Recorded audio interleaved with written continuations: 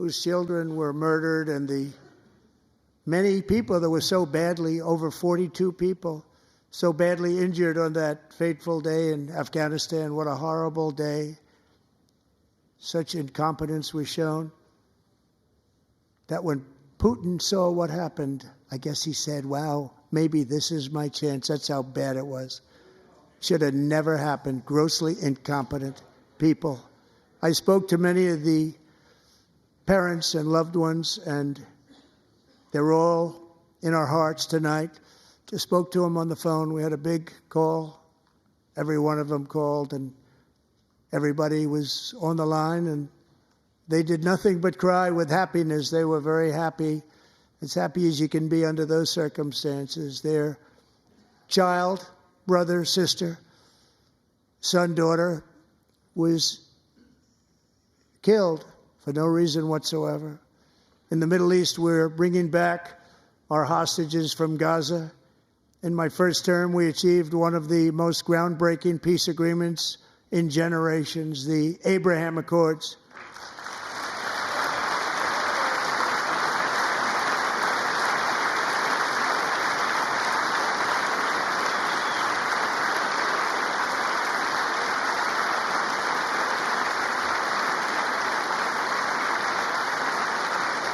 And now we're going to build on that foundation to create a more peaceful and prosperous future for the entire region. A lot of things are happening in the Middle East. People have been talking about that so much lately with everything going on with Ukraine and Russia.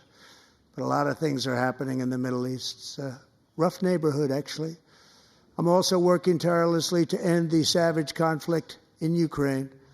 Millions of Ukrainians and Russians have been needlessly killed or wounded in this horrific and brutal conflict with no end in sight. The United States has sent hundreds of billions of dollars to support Ukraine's defense, with no security, with no anything.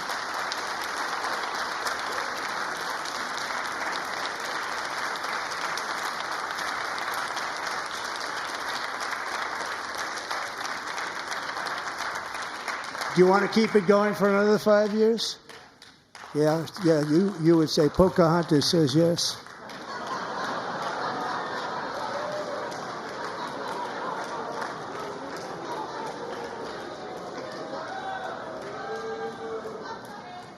$2,000 people are being killed every single week. More than that. They're Russian young people. They're Ukrainian young people. They're not Americans. But I want it to stop. Meanwhile, Europe has sadly spent more money buying Russian oil and gas than they have spent on defending Ukraine, by far. Think of that. They've spent more buying Russian oil and gas than they have defending.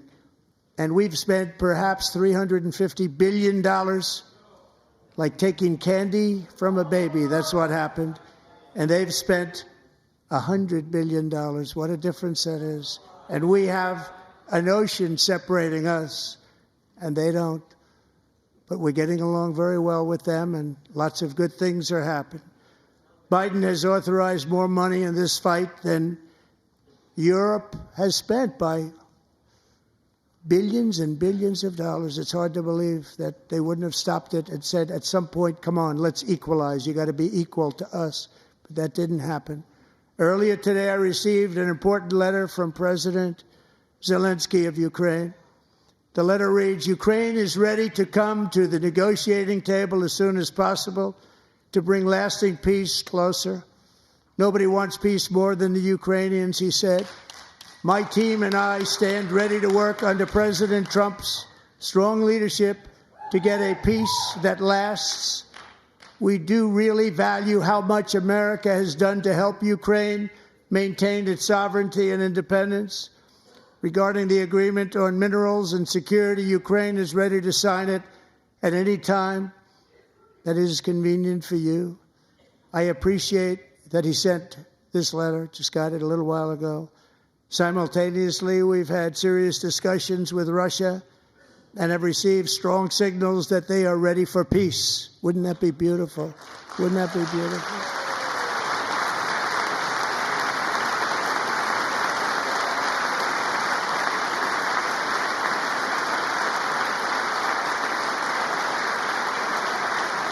Wouldn't that be beautiful?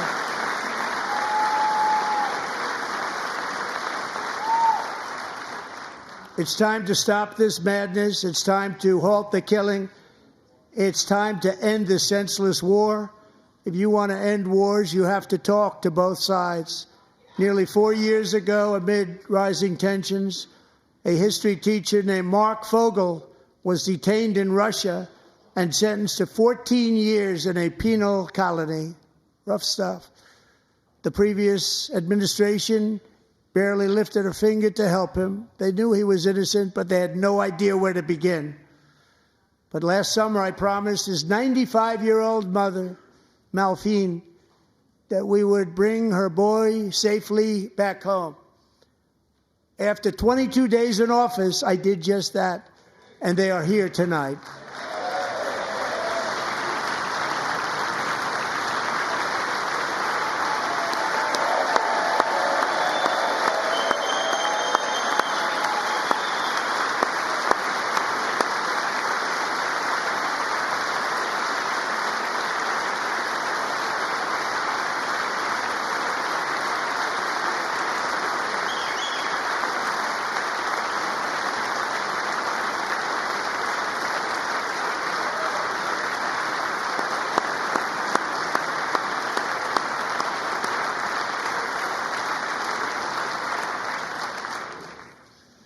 To Mark and his great mom, we are delighted to have you safe and sound and with us.